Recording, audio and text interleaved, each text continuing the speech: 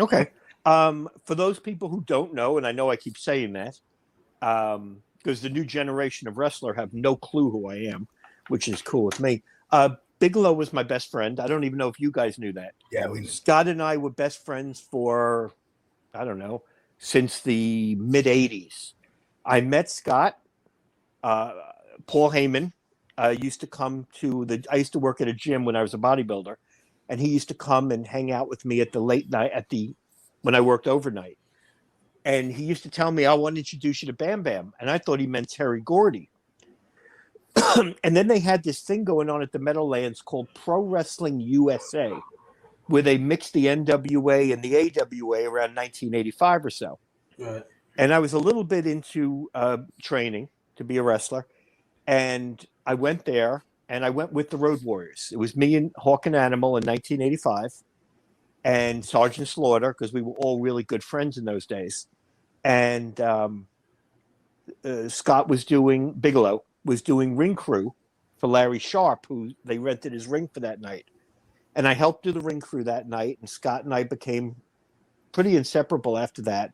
Definitely. And for many years, I handled all of his bookings.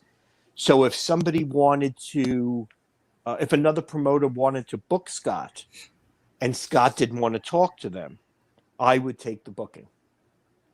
And I would then pass it on to Scott. And I didn't take any money for it, but in return, Scott worked for me for nothing. He refused to take pay from me. Refused to. Yeah. You know? How you doing, hot gamer woman? But he had a rough time at the end. I remember he lost all that weight. Yeah, and, he was down to like 200. No, he was actually like he looked like he was working out. Yeah, no. He got down to like 225, right? Yeah, he wasn't working out. What happened is, he had back surgery. Okay. And he didn't handle it well. Yeah. And he lost a lot of weight. And then he vanished and this and that. And it was bad. He disappeared for about 6 months. He opened a sandwich shop. He came back. He had a very messy situation with his wife. And I don't want to get into that because, that's. Yeah. But he had a really rough time. He couldn't break away from the pain medicine.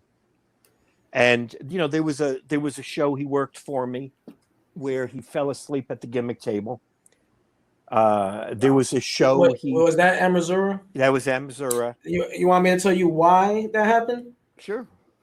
You want to tell him, Chung, or you want me to do that? Was the day with the lollipops, right? Yep. Yeah.